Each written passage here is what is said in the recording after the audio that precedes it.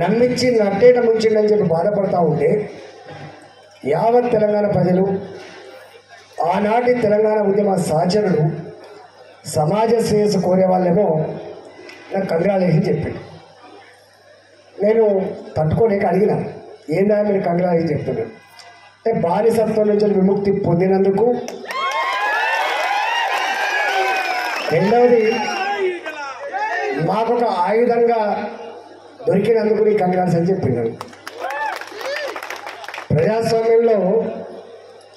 ప్రజాస్వామ్యంలో